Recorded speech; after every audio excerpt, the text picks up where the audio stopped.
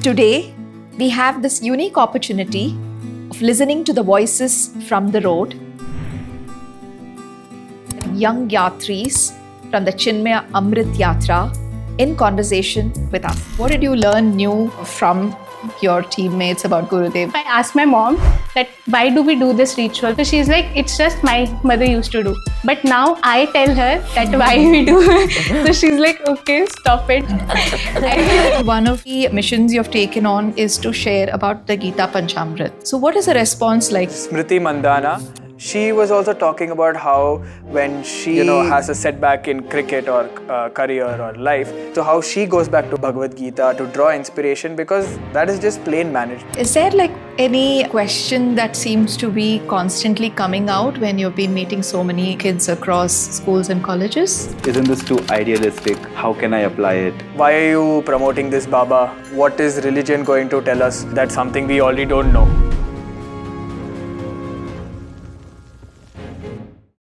Hari Om. Today, we have our young Yatris from the Chinmaya Amrit Yatra in conversation with us. This Yatra they have undertaken is a 35,000 kilometer Yatra that spans across Bharat, Nepal, and Sri Lanka over a period of 300 days. This Yatra began on 31st of December. It was flagged off from Chinmaya Vibhuti at Kolwan, Pune, and it's going to go across all the entire Bharat, north, east, southwest, and also go into Nepal as well as Sri Lanka this time. Let us learn from our Yatris about their experience at this mark of 33 days into this Yatra and what has inspired them to take on this Yatra and what message they're carrying with them so far. You have all been on this 35,000 kilometer journey across Bharat, Sri Lanka, and Nepal, and this is your day 33. When people hear this 35,000 kilometers, they only think of this as distance. But is it just really distance for you? Because you have this privilege of experiencing Pujya Gurudev's presence through the artifacts that you're carrying with all of you, sharing his vision across Bharat and the other places. So what do you feel about these 35,000 kilometers? The recent youth, what I feel is, they enjoy traveling, or at least the idea of traveling, because of what the movies show or what comes in reels. It sounds very exciting, but once you start traveling, you go to different places. There are so many unknowns, and then there is this mental and physical fatigue as well. So what happens then is when you don't have an inspiration to look up to, when you don't have a guiding light, or when you don't have a path that is walked before by people who you admire, it gets difficult. And then reality hits where you actually know that the distance is pretty daunting and travel is not just songs that are in trend or whatever. And when that happens is when you need an anchor to hold on to. And that's where Pujya Gurudev comes into place. We often get reminded as to how those padukas, when the devotees hold them, and when you look into their eyes, the tears that comes up, the emotions that comes out, the rawness that you experience, you can't put it into words. And when that happens, you know the real value of it. Of course, we ourselves have been told a lot of stories about Gurudev, and we ourselves have experienced him through various ways. But when you see it in devotees' emotions, that's when you know that this person has made a mark that transformed so many people who have met him in physical life and who have not.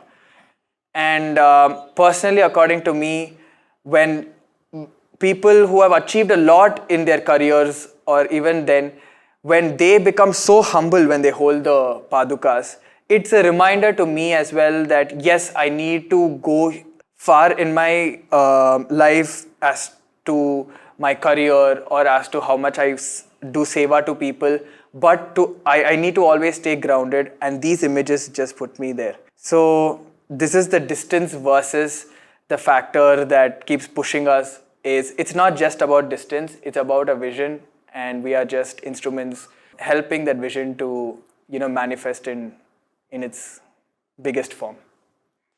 It's great, wonderful. But what you shared was about, those devotees who are already connected with Pujya Gurudev.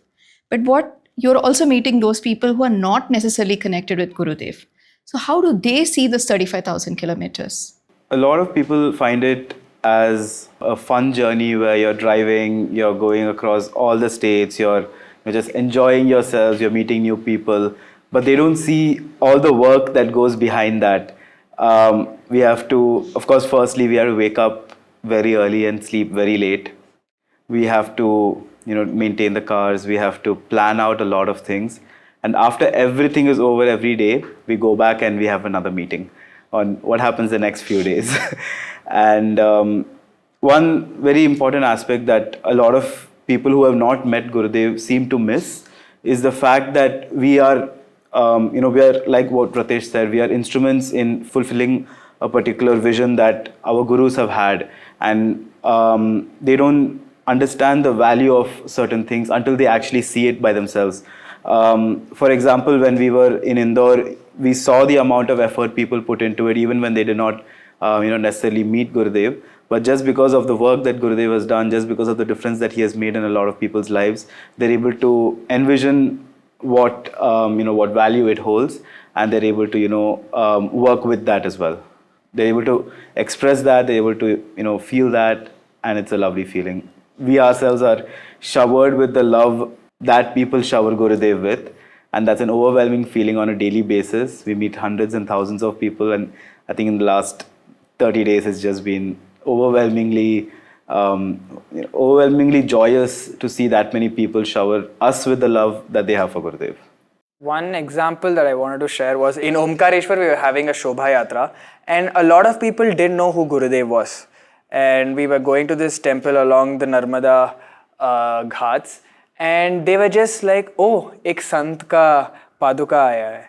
And they didn't know who this sant was, but they just knew the significance the padukas held, and everyone came and showered their love towards it and then they got to know stories of Gurudev through us, and they were mesmerized. And then they got to know that we are traveling so much, and they were like, oh my God, for this person you're doing so much.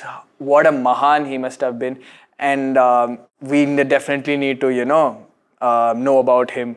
So this is how people who don't know about Gurudev are reacting towards his padukas, that it doesn't matter who the sant is, it's a sant, and the paduka need to be respected. And then when they come to know about the stories that we share, they're not able to stop themselves from knowing more. So you've all undergone the training of the Youth Empowerment Program. And I know and I've heard, though I have personally not been through this program, I've been part of the Chinmaya Yuva Kendra and grown up in the mission that way. The Youth Empowerment Program has a very rigorous training. Through this rigorous training, I'm sure you've picked up a few habits, or maybe at least one habit. Any one of you would like to share a habit you've picked up that you find is very applicable in this very intense journey that you've undertaken? One thing about the program is that things are very, as you said, they're very rigorous, and at the same time, there is no day that is same. Like, change is the only constant. And to say it is one thing, but to experience is one thing. So that is what the program gives you.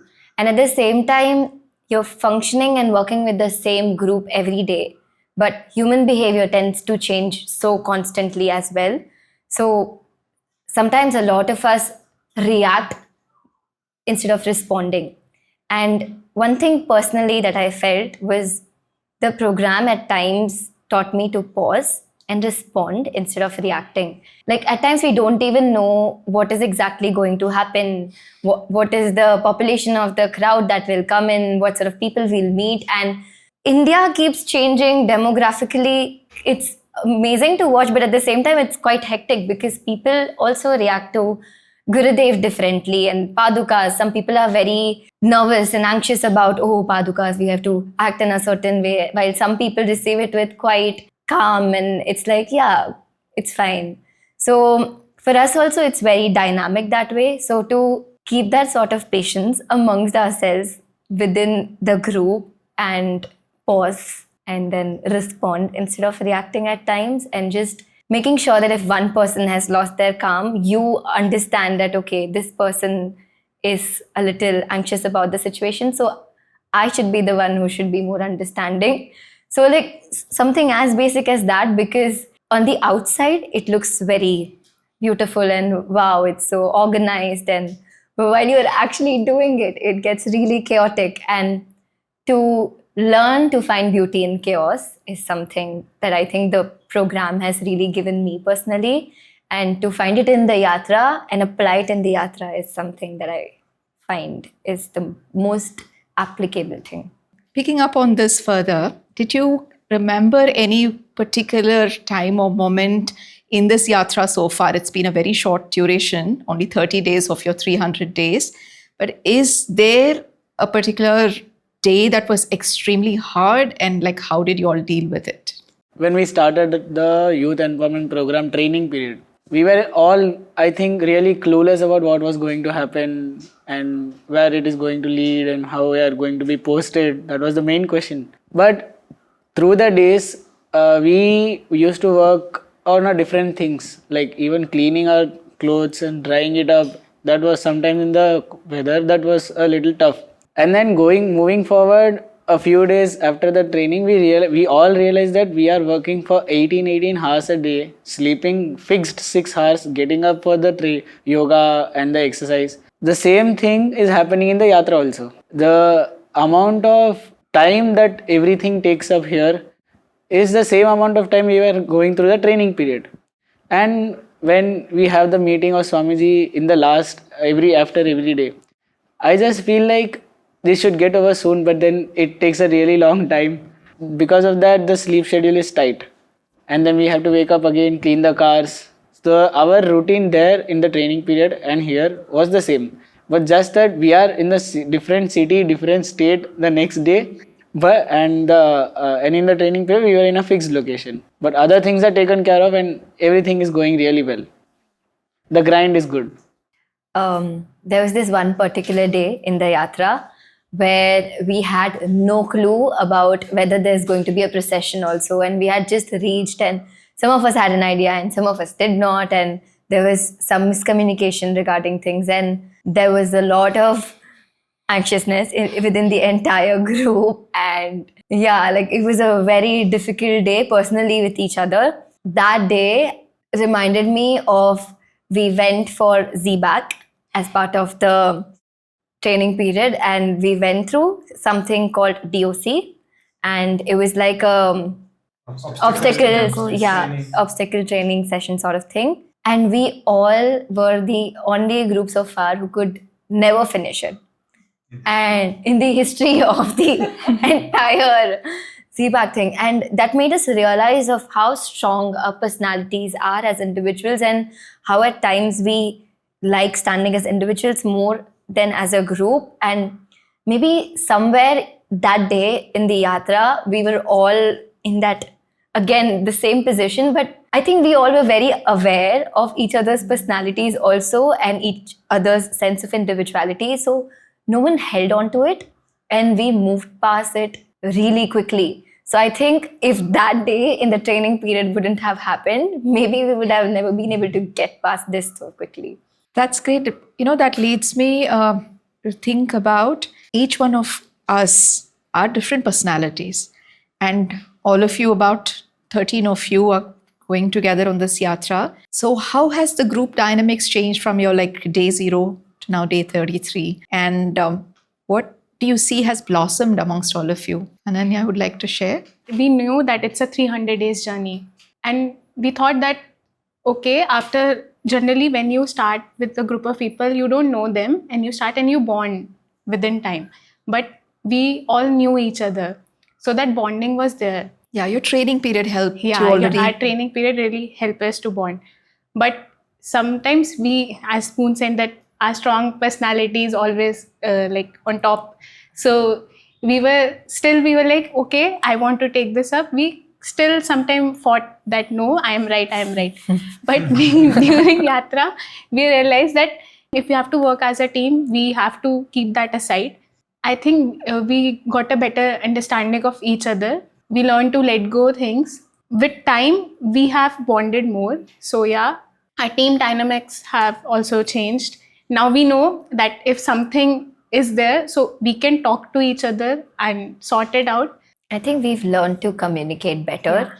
Like earlier, again, to add on to her point, is just that now even if one person is having a clash, earlier it would have been like, uska problem hai, they'll see. Now it's like, hamara problem hai. So like even if two people are having a clash, the rest of the group will make sure that both sides are talked to, maybe separately, together, whatever, and it's sorted out as quickly as possible, because already everything is so dynamic that this can't happen. So it's just that we learn to communicate better. So some of you in this group have, I think, born and grew up in the mission, and some of you were involved in like through your education process, and some are like brand new, like Ananya, who is like, when I say brand new, she's got introduced to Chinmaya Mission through little before the youth empowerment program through our spiritual camp, right? The Be There youth camp. How do each of you like share with each other about Gurudev, or like what did you learn new that from your teammates about Gurudev that helped you see this whole organization and Gurudev's work differently? For me, it's like I have been to mission before I got introduced, but whenever I saw Gurudev's photo, I was like, okay, he would be someone, and I never took interest to know more about him. I didn't even know his name.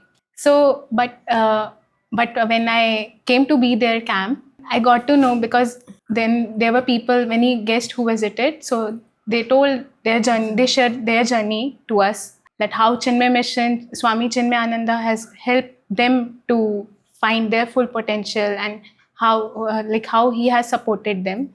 And for me, Chinmaya Mission, seriously, I thought it's like same organization, you do meditation, but when I got to know that, no, it will help you to like explore yourself, to know, unfold yourself, as we say, self-unfoldment process. When I got introduced to the mission, and I got to know that they will help you to read Gita, give you guidance and help you to explore scriptures. So then I got to know what is there in our books, because I never read Gita and many more texts that we read during our training program. Then I realized that it is something more than that. And Gurudev, how he connect with everyone, every age group, even children, elder, everyone, even youth.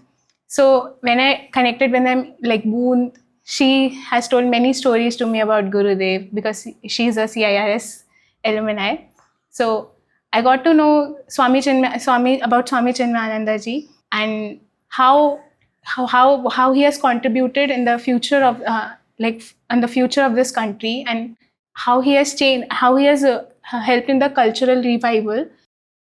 I never taken interest in anything. It's like even if I ask my mom that why do we do this ritual, so she's like, it's just my mother used to do. But now I tell her that why we do it. So she's like, okay, stop it. But I am giving that thing, I am taking that thing forward in my family. For me, it's chanting, everything is new. But they help me to chant better, tell me the meaning of everything, handling things. So yeah, I've learned a lot. And about Gurudev also, stories I've heard, talking to people who have met Gurudev, and even those who have not met, they share their stories, what they have heard about Gurudev. So yeah, this is my journey. I don't know if you were part of the Jyoti Yatra that happened 10 years ago in the centenary year of Pujya Gurudev, but I think you both at least got a chance to witness. You two got a chance to. You did not. So you both being part of the CIRS educational institution, and that's where you did your schooling. I heard that you had the chance to witness the historic Chinmaya Jyoti Yatra. So how does it feel 10 years later? You are the very messengers or part of this yatra carrying Pujya Gurudev's work across the nation. So Thank you so much. First, I wanted to talk about that. You just read my mind perfectly.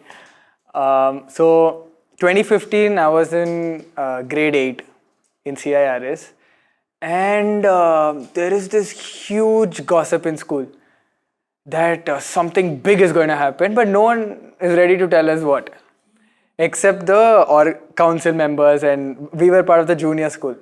So we were also eagerly waiting to receive this procession of this Jyoti Yatra, the Vahini decorated with flames, and then we were all sitting like this. We were all looking at the Yatra coming, and then we obviously knew that it was the centenary year of Pujya Gurudev.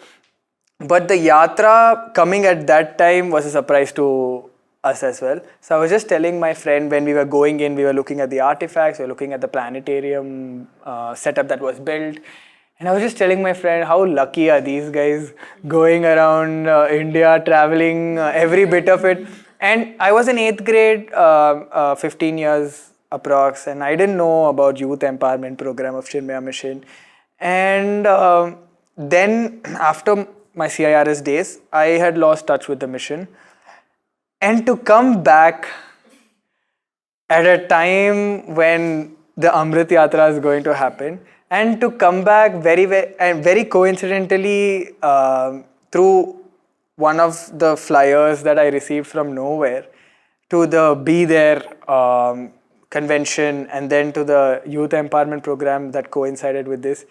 Honestly, the word coincidence seems, out of the picture. It is just Divine providence. it is just some divine grace that's just blessed me, and this whole feeling is something beyond what I can even express in words.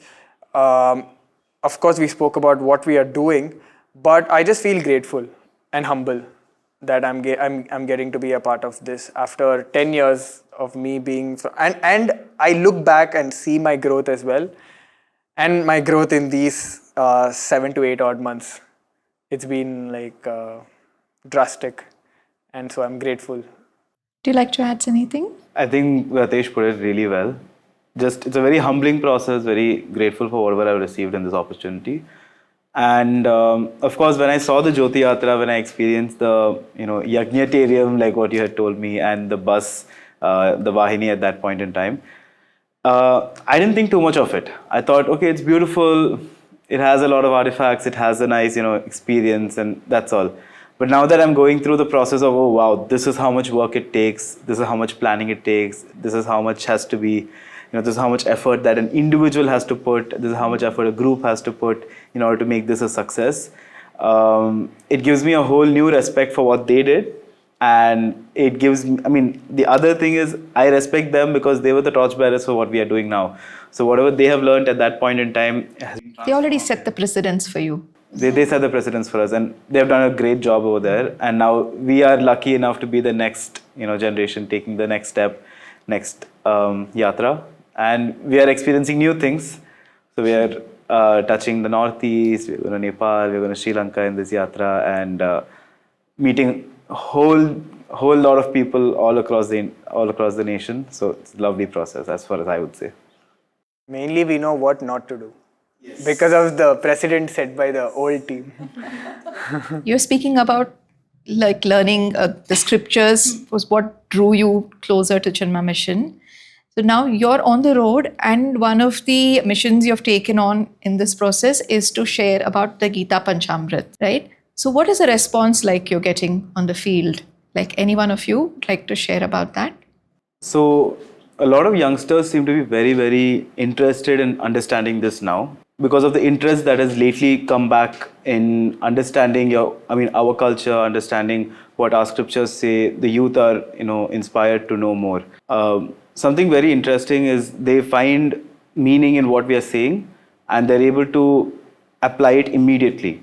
So as we are explaining the Gita Panchamrit, which is actually curated so beautifully by our gurus, they have selected the most apt shlokas to inspire youngsters to say, hey, you have what it takes, and this is how you must live your life so that you will be successful.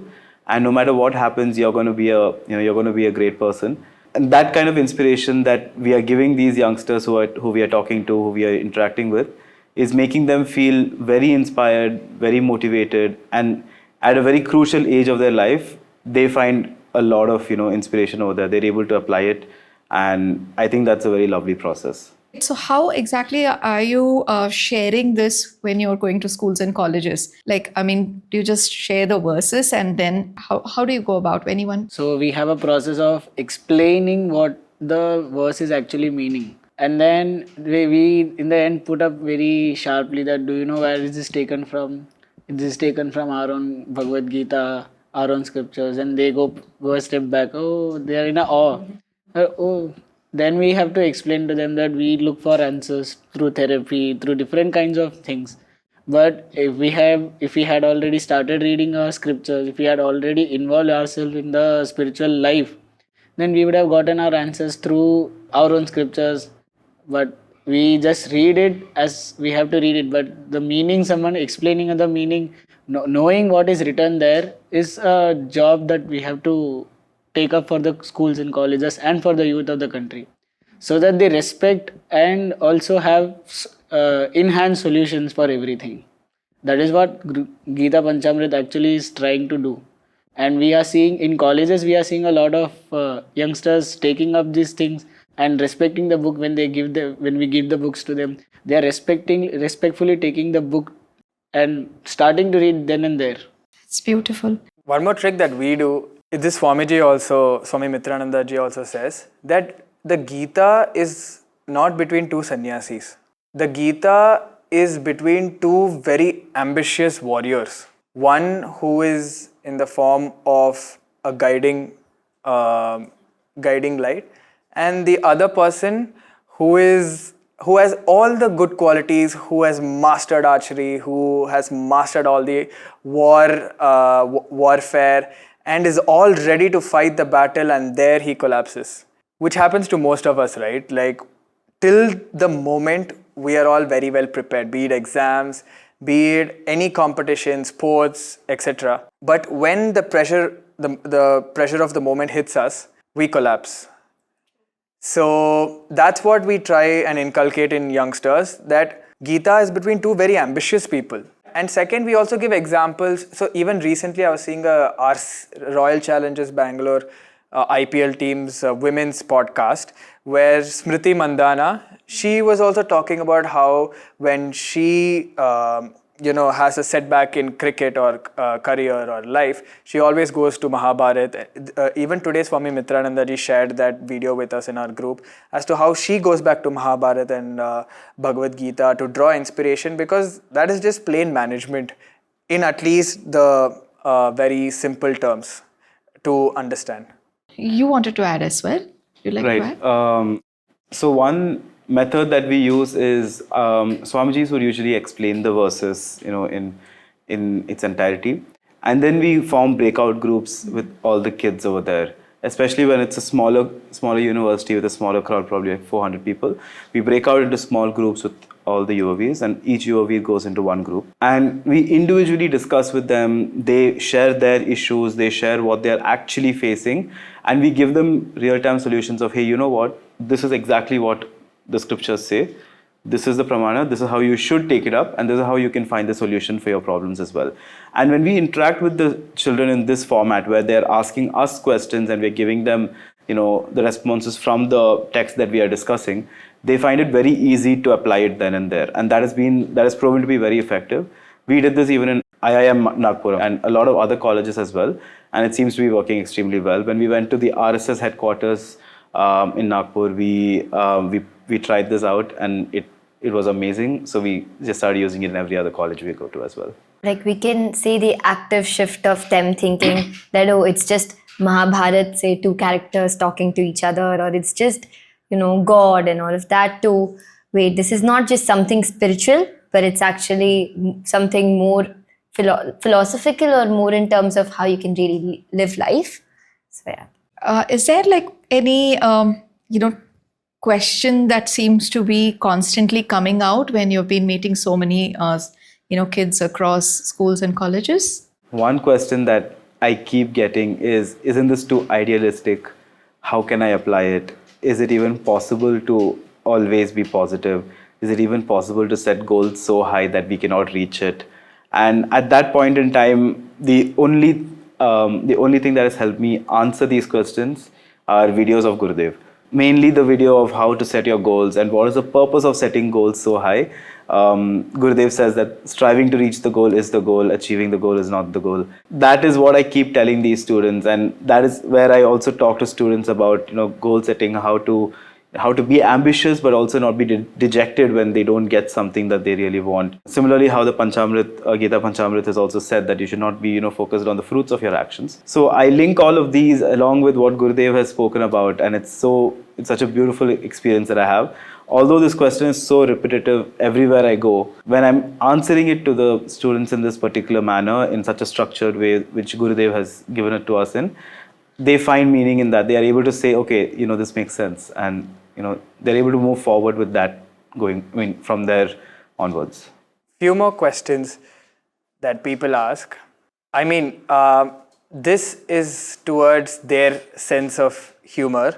Is one question they ask is, why should I even attend this talk? Like even when Swami Mitranandaji was talking in Ahmedabad's Management Association AMA, the first question he asked was, how many of you were dragged? And I had dragged one of my friends too, because he was in Ahmedabad. I'm like, you better come and attend. And the questions are, why are you promoting this Baba? This is religious. Why what is religion going to tell us? That's something we already don't know. And to them, we just say one thing. Sanatana Dharma is something that talks about holistic living, as to how you can be balanced and live happily. They laugh first, and when Swamiji finishes the talk, usually, or when we finish the talk, as to how it's all about just practical living, just managing your mind, mental fitness, managing your thoughts and emotions, and just knowing what is right, what is wrong, to just live a happy life. And when the talk is finished, they understand that, hey, this is not always about someone giving us, lectures on things that are impractical. This is about us living spiritually, and spirituality is necessary to have a balanced mind. So the term spirituality, we are redefining the term spirituality, where we are encouraging youngsters that, see, spirituality doesn't need you. You need spirituality, and we are just a means that's come your way to just wake you up. That, hey, you're fighting through a lot of mental battles. You are complaining about things like you don't have a job, you don't have a good life, you're the only person who is miserable in this entire whole wide world. And there's a lot of complaints. How much time will you keep wasting in complaining? Listen to us. Listen to what the Bhagavad Gita has to say. Listen to what the scriptures has to say. Then you make your decision. So when Swami Mitranandaji finished talking, my friend who I had to drag was like, is this what the scriptures say, or are you simply, trying to put it in a good light? I'm like, this is what the scriptures say. It says a lot more, but for your spiritual maturity, this is what you take, and this is what the Swamiji has to give us.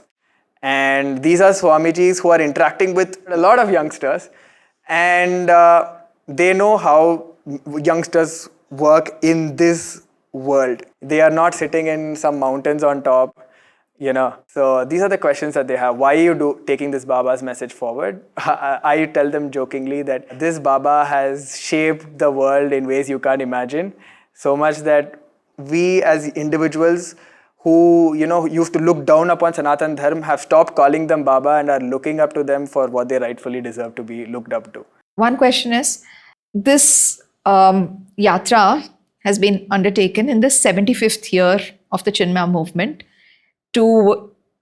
as an outreach program to reach far and wide Pujya Gurudev's vision and legacy.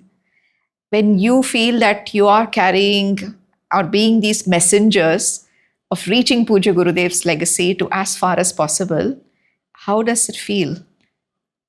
It reminds me, so for me, I was given the opportunity of being in the yatra, like very last momentish, and I remember day one in Rastapet, I also got the opportunity of carrying the Padukas for the first time.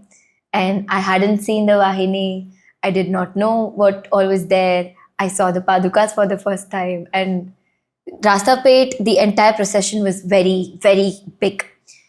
And I remember feeling so overwhelmed, yet so overjoyed.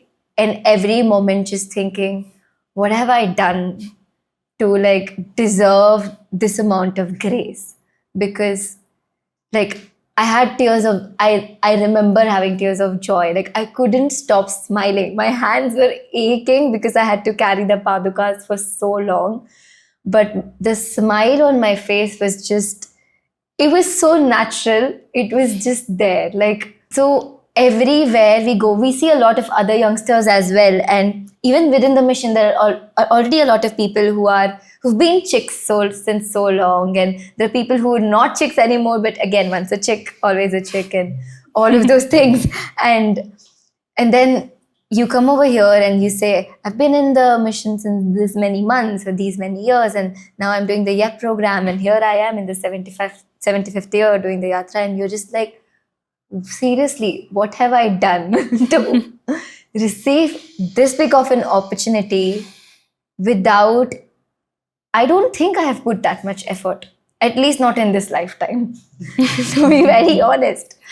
So it's just grace. Like, all of our gurus would keep talking about the grace and love of Gurudev, and they would keep saying that he'll always fulfill that one thing which you felt has been missing for you. And I have felt that sense of fulfillment and that sense of I am just blessed. Even I would like to share something. So I have been in the mission from my childhood, from Sishu Vihar, Bal Vihar, Chik, and now being a Yuva Veer. But always I think that though I could have or I wouldn't have got this opportunity, maybe because I have gotten this opportunity because I have taken the step at the right time. In the past 6 years, I would travel only for the marriages, those processions, the relatives' houses, and there was no travel. But then even coming to the yatra, we have processions of Gurudev, and this is a huge program. If we just look up to with a bird eye view, it's a very huge program that is going on. And traveling across India, literally driving yourself to the places you want to go. If you have a list of places you want to go, you can go on ticking each place you want to go. And not traveling for a long time and then getting this opportunity of traveling to those places which I had not ticked before in my bucket list. That is something I keep on thinking, that this is a great blessing I have got, and when I knew that something better is going to come. So this is something not better but the best I can get in all these years of my life. And being in Chinmaya Mission, being a part of this program, this particular yatra, I feel very joyed, and it's just some divine thing that is working towards me. This is just something that clicked to me. We all as youngsters keep talking about success and the idea of what makes a person really successful. We are writing history by doing all of this. Like, we've already left a mark that these were the set of people who were traveling across India during the Amrit Yatra, and so I feel successful, is what I'd say. So good. That actually reminds me of something. I was told that Ananya, you were behind the entire design outside on the bus with your knowledge and your professional knowledge as well as with the design aspect. So how was that whole experience of this designing the bus? I'll start with how it started. I came to, when we were posted in Chennai, I came, and then we had to get ready for the Navratri celebration. So I got ready, and someone knocked our door and said that Swami Mitrananda ji is calling Ananya. I'm like, what happened? So I didn't do anything. I just came. Then I went. Then Swami ji was like, okay, come sit. So like first thing you have to do is design the logo for Amrit Yatra. So I was very happy that I could get that opportunity, because I was thinking who will design, because I really love the logos that have been there for even the 50 years of Czech logo. I really loved that logo. So I was like, then how lucky, who designs it? I was thinking, but then I got this opportunity. So there it all started. Then I worked for that. Then at the end of the 10 days before the yatra had to start, I had Swamiji called me again that we have some issue with the designer who was designing, but now you have to take it up. And at 10:30 p.m. Swamiji, I was going to sleep. I changed into my nightwear and all. I was like about to go to sleep. Then again, Swamiji is calling. I went with my iPad and I like, it will take only half an hour, 1 hour. Swamiji will tell me the idea. I'll start working from tomorrow. I sat there and I went to sleep at 4 a.m. in the morning. Swamiji and we were sitting and working on the design, how it should look like and all. And the thing was, the best part of that movement was Swamiji patted me twice. He was like, proud of you, you're doing a great job. So that 10 days, I think that Swamiji's appreciation was that kept me moving. Sleepless nights, those 10 days were like sleepless nights for me. My room was messy. I had no time to even clean my room because I was purely involved in that design process. And when it came out, and it was very overwhelming also. I broke down many times, but I knew I had to do it for the yatra. For Gurudev, I have to do it. So, and when I saw the results, everyone appreciates. It's worth it. So now also, if anything is there, people ask, I'm like, it's okay, they appreciate. I'm very happy. So that things has come down, and I have contributed a little to this movement, to this cause. So for me, it's very overwhelming. Professionally, she is a textile designer. Textile designer. Okay, so I'm a textile designer, and I've done everything. Apart from textile, No textile was there in this, except Gurudev's Vastram. I got that also. I got it made. Like last 30 minutes, I and Vratesh ran to a tailor and he refused that I can't do it. Then we ran to another tailor. Swamiji is sitting, waiting there when will the Vastram come, because we had to show the murti to everyone. Then suddenly we came and Swamiji said, "Oh, you made a frock." And I thought Swamiji is disappointed. Then we sat in the puja, and then when Harishamji, he called me that come, Ananya will only put the vastram because she has got it made.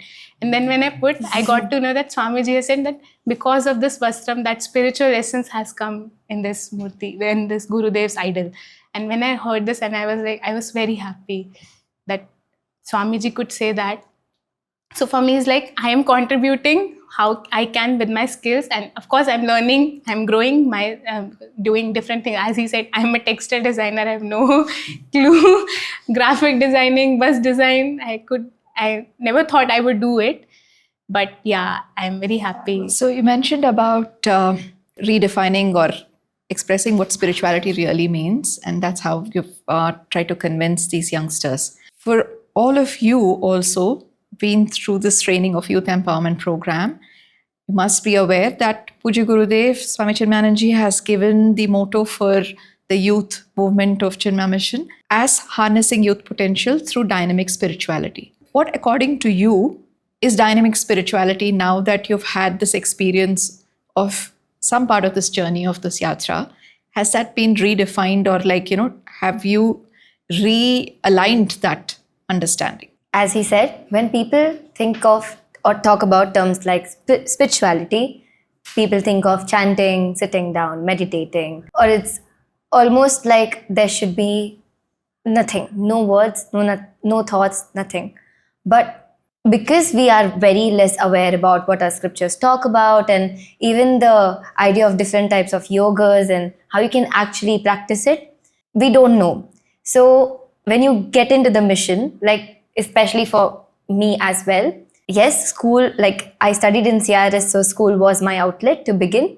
But even then, I did not really realize what Gurudev was or what the mission was about. It is immediately after school, I attended my first Be There camp.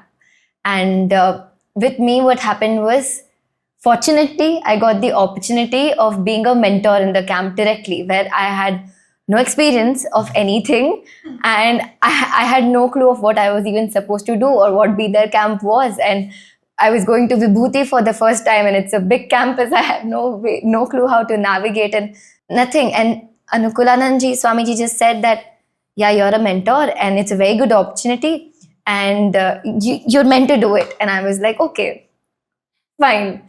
And day one, we're having big discussions about how we're going to go about the activities. These are the locations we're supposed to be in. I've been given the map of Vibhuti in hand, and I am so cluelessly looking at the map because all buildings look alike, everything looks the same. There are so many routes, and I was like, what do I even do? And it is only when I sat down, I was given a set of people. There were about 30 people in the group. I was younger than everyone in that group. I was just sitting there with a person who was elder than me. I had a co-mentor, and we both sat down and we started discussing with them about whatever was the topic of the day. And they started sharing their views. Somehow things started just clicking in my head, and I started speaking, and slowly I started conducting activities, and I started becoming a part of the organizing team without realizing that I was doing all of that. And by the end of the camp, people started asking me my age, and they were like, are you 25 years old or something? And I was 17. And that made me realize, wait, there is so much that I can do, or there is a sense of maturity that all of this brings into me, and there's a sense of composure that this gives me, that when I go out in the world and I present myself to anybody, I can present myself as someone who knows. I might not, to be very honest, but that's what it gives me. Like, it gives me outlets which are so practical in nature. Like, no, you do not need to sit in a room with absolute silence or Om chanting in the background and just sit with your eyes closed to feel that you're spiritually awakened. You really need to go out there in the real world, face different people, face different settings, listen to what they have to say, and then, as I said, pause and respond.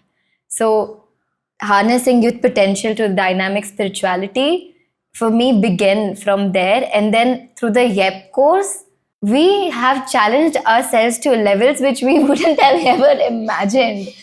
Like, I would have never thought that one day I would be asked to express all of my emotions and even see that I can express them. Like, or for that matter, I don't know, the sort of discussions we've had is just amazing. So potential through how you communicate, how you carry yourself, what you think, physically, it's very demanding. Even the yatra is very physically demanding. So the yatra in itself is a sadhana that we are doing. So I think harnessing youth potential through dynamic spirituality is what we've learned through all of this. That dynamic spirituality is a term that shouldn't even exist. Spirituality in itself is dynamic. Great. That's a good one. It's a good. I just want to add one thing. It's what Swami Mitrananji says. It is give them what you want to give them, but in the way they want to get it.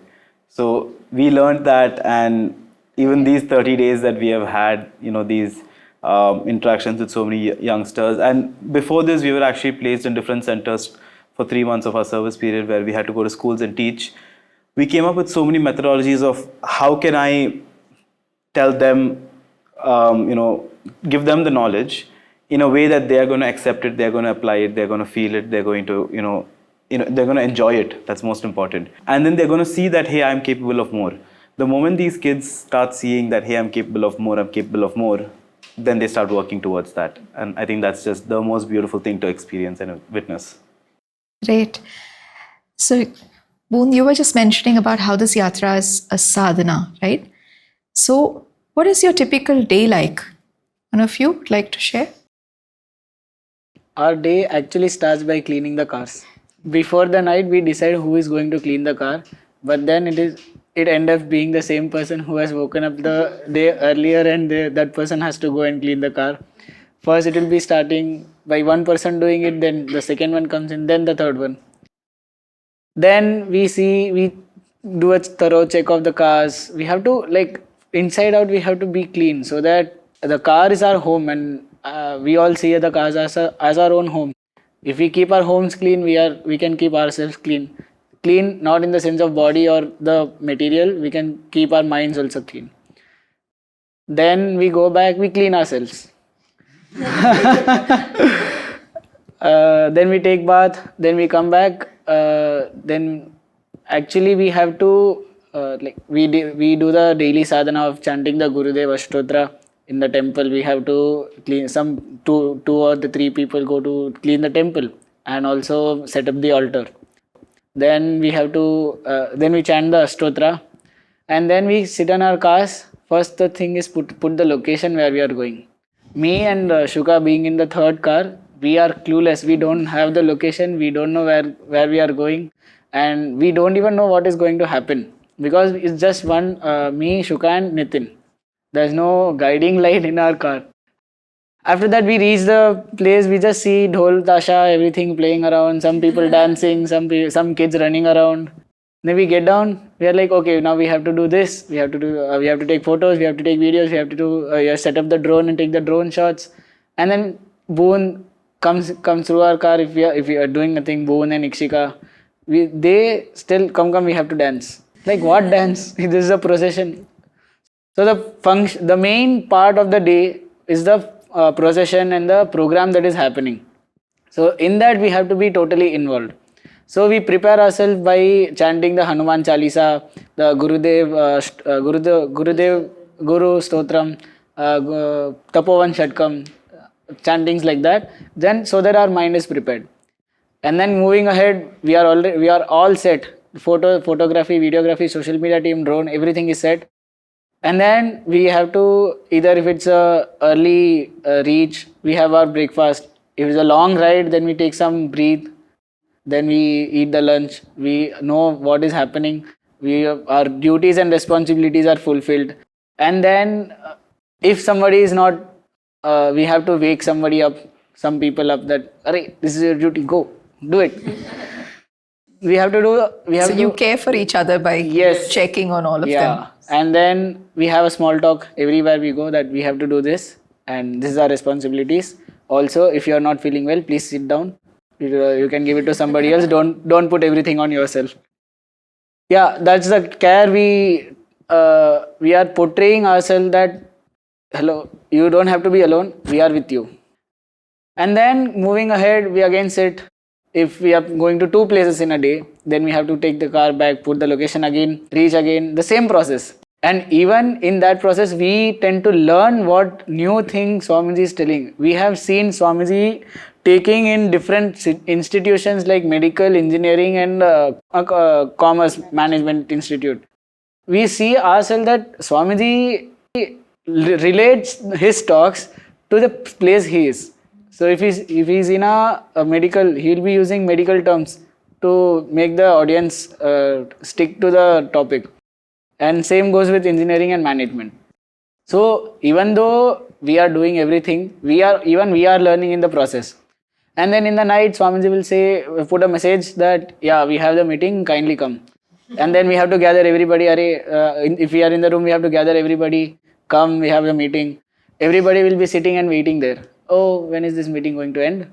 And what is the agenda tomorrow? Where are we going tomorrow? So the whole day is completely of either serving Gurudev or knowing what is happening and learning in the process. Apart from that, if you see, it is of course driving, reaching the place on time and enjoying our own selves and with the group, with a new crowd that you have never met. Everyone is new. And then we interact with them. So this is something beautiful, as well as I can put up, like, it is something that we have to go through and absorb the moments that we are in. And also reminding ourselves that, no, you are here with a purpose. And the purpose is to serve Gurudev, serve the Chinmaya Mission, and serve yourself to learn, serve and grow every day. So, in this journey, there is a dedicated escort car exclusively managed and driven by you young ladies. So how does this whole feel and what has been the response when you've been on the yatra? So many people come and ask, is there? We heard that there is one specific exclusive women car. Women are traveling. We said yes, and we tell them, yeah, we are in that car. So, Brahmacharini, Tarini, Chaitanya ji is also there with us. So it's like, okay, who is driving that car? Like, we are driving. Said, how come you are driving? Yeah, we know because we learned driving 3 months back before Yatra only. We got a license. So you're like, yeah, we drive, it's good. So it's like, but how do you manage? Boys are not driving, because boys are not even allowed to enter our car. They can't even help us to clean that. We only do that. So it feels very good. And even if we go to colleges, schools, we go there and we tell girls that girl one car is exclusively for women. They also get very inspired. And we tell them that what we are doing is okay, it's for us, but you should also know, you should be able to inspire yourself, empower yourself. So other people they are like, they are so inspired, and they say that you are so grateful and so blessed to be in this yatra, and especially girls, because for girls it's traveling, they have to take care of a lot of things, and they really feel very proud of us. And we also feel like we are doing something, and we are more empowered, and we are empowering more women by meeting them. To add on to her point, in Gujarat, we got an opportunity to address an only girls' college, and the topic was also about women's empowerment. And again, this entire thing was brought up. So I ended up asking this, and I think I would have never asked this before if it weren't for YEP or if it weren't for all of this. A lot of scriptural background or Indic roots has also helped me. And I just asked them, have you ever heard of men being empowered, or like man empowerment, or like terms like that? And why do you need to empower yourself? Like, there is actually no need. If you really think about it, you are already empowered. And I think it's just societally, or even within by ourselves, at a lot of times and place, being a girl, you do put yourself down from time to time, thinking that, oh, just because I have some more physical challenges, or just because of this, just because of that, because safety is a concern, I can't do certain things. And this yatra and the program in itself has given us that idea permanently in our head that, wait, I don't need that external push to remind myself that, hey, I need to empower myself and I need to do something different for it. And just remind myself that it's there in me. I am Shakti, right? So I think the beauty about this girls' car, or the girls' escort car, is that it represents that we are already empowered, and you don't need to bring up those notions of you don't have a man to drive your car. Like, why can't we? We are human beings as well. So yeah, that. And one thing I also want to share, a small experience. So we went to a school, and there only around, like among all the girls, only I went, and Tarini Didi was there. So Tarini Didi introduced me to the kids that this time this girl's car is traveling, and she is one of the girls who is driving. So girls, they were so impressed. Later, when the event got over, they came. I was like taking videos among them. So they're like, Didi, Ananya Didi, come here. Ananya Didi, come here. I'm like, focus on the session. We'll talk later. Then when I went, after the session got over, they all went to their classes. They were going to their classes, and I was standing with Tarini. They came, Didi, autograph. Didi, autograph. What? Why do you want my autograph? Didi, please write a message. Give your Instagram ID. So I was so happy that this is because of Gurudev, because the love Gurudev has given to people, we are getting it back from people. So that kind of love. Then Swamiji also came recording VIPs, Swamiji. But it was like, it felt that we are doing something great and we are inspiring them. So that's it. But the girls' car cannot be cleaned without the boys' vacuum cleaners. It's a common vacuum cleaner. These 33 days into this yatra, what has this yatra taught you all so far? Too much. Too much! We have not had a simple day. So to put I have not rested. So that's the beauty. You have to learn to find rest amidst everything. So every day is like, do your best and leave the rest. Like, there's no rest at all. You only work, and you keep doing as good as you can. Experiencing Gita Panchamrit in action. The only thing we are experiencing, like, whatever we do, we just have to do. We cannot we cannot expect any result at any point in time. We don't know what we are going to get and how we are going to get it. And that's a very lovely process. When you start letting go of that, it's a very relieving process also, because you're not worried about it. I think for me, I have always prayed for this also, that like to always be shown the right way to go. And I feel like this entire thing has taught me to put that guiding force and to put the sense of we above me from time to time, because we live life with the I a lot. So yeah. a lot of us are wise before the situation. A lot of us are wise after a situation. This yatra is teaching me to be wise during the situation, so that it doesn't turn into a problem. Nice. So the lesson that the 33 days have taught me is, you know you can do it. And even when you know you can do it, you just say, I can try. But there's just no try. You just do it or you don't. So he said that being wise during problem. For me, we say going with the flow. For me, it's glowing with the flow. Whatever is happening, just accepting and smiling and just doing. Glowing with the flow. Beautiful, Ananya.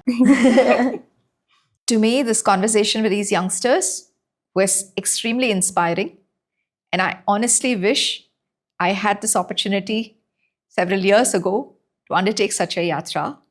But I'm so excited for them that they have this beautiful opportunity and chance to carry Pujya Gurudev's work and mission to every corner that they are reaching out to, where our Chinmaya Mission centers are physically even not there. We wish them all the best in this onward journey after this day 33. And I'm sure we'll come back after another point in their yatra and see if they have something new and interesting to share with us. Hari Om.